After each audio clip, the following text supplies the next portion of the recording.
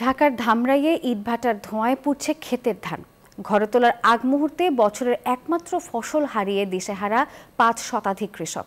এ নিয়ে বিস্তারিত জানাতে যুক্ত হচ্ছেন সহকর্মী নাজমুল হুদা।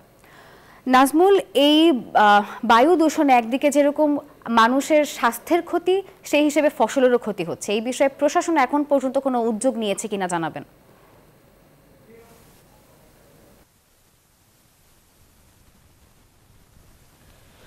নাফিজা, আপনাকে ধন্যবাদ। আপনি যেমনটি বলছেন, এই মুহূর্তে রয়েছি ধামরাইতে এবং ধামরাইয়ের কালামপুর সম্ভাগ ইউনিয়নে, এবং আমরা দেখেছি এই এলাকায় যেসব ইটভাটা রয়েছে সেসব ইটভাটা যেহেতু ইটের সিজন শেষ মুহূর্তে আসলো, যে এই ধানের ঠিক আগ মুহূর্তে, যে ধান পাকার আগ মুহূর্তে, যে দেখতেই পাচ্ছেন যে এইখানকার যে ধান ক্ষেত রয়েছে, ধান ক্ষেতে কিন্তু দেখতেই পাচ্ছেন যে এই যে ইটের যে ভাটা, সেই ইটের যে কালো ধোঁয়ায়, সেই কালো ধোঁয়ায় কিন্তু আসলে মূলত এই যে ইটের যে কালো ধোঁয়ার কারণে আসলে ওদের ধান কিন্তু নষ্ট হয়ে গেছে, চিটে হয়ে গেছে এবং একই সঙ্গে কিন্তু পুড়ে গেছে। এবং ইট ভাটায় আমরা দেখেছি যে এইখানে যে দুইটি ভাটার যে সরাসরি যে কালো ধোঁয়া, সেটা কিন্তু এই যে কৃষকের যে ধান ক্ষেত, সেই ধান খেতে কিন্তু সেই যে বিষাক্ত যে ধোঁয়া, সেটা কিন্তু আসলে পড়ছে, এবং যার ফলে কিন্তু স্টার এসবি, একটি এসবি খোলা এবং আর একটা ফারুক এবং নুরুল ইসলাম, এই তিনটি খোলার কিন্তু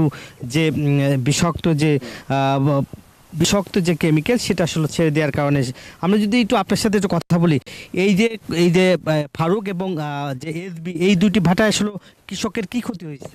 কৃষকের ক্ষতি হয়েছে মানে এই গ্যাস সাইড দিয়ে হয়েছে, মানে লাস্ট মুহূর্তে গ্যাসটা সাইড দিয়ে হতে ধানটা মানে ওই বাতাস যেখানে যেখানে পড়ছে ওই জায়গায় মানে পুইরা হয়ে গেছে, মানে ছাই হয়ে গেছে, মানে ধান নিঃস্ব হয়ে গেছে, মানে এই ধান কাটানো যাবো না, এই কারণ যাবো না, মানে কোনো উপায় নাই, মানে এই ধান আর কাটাই যাব না, কাটা গেলেও মানে কানার দাম আমাকে উঠবো না, বুঝলেন না? তাহলে এটা আসলে বলছেন এখানকার কৃষক বলেছেন, এবং তারা বলছেন। আপনার সাথে একটু কথা বলি, কি ক্ষতি হয়েছে আপনাদের ধানের? আমাদের ধানের ক্ষতিটা হয়েছে কি, আপনার ইটের ভাতার কালো ধুমায় ধানটা নষ্ট হয়ে গেছে।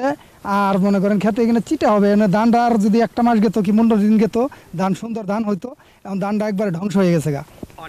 অনেক ধন্যবাদ আপনাকে, যেমনটা আসলে বলছেন। এবং কৃষকরা কিন্তু এখন দিশেহারায় পড়েছে, এবং তারা বলছে যে এই ইটভাটার যে কালো ধোঁয়ায় যে তাদের যে ফসল ক্ষতি হয়েছে, তারা আসলে ক্ষতিপূরণ দাবি করছে। এই ছিল আমার কাছে ধামরাইয়ের কালামপুর থেকে ধান খেতে সর্বশেষ খবর। ফিরে যাচ্ছি স্টুডিওতে নাফিজার কাছে।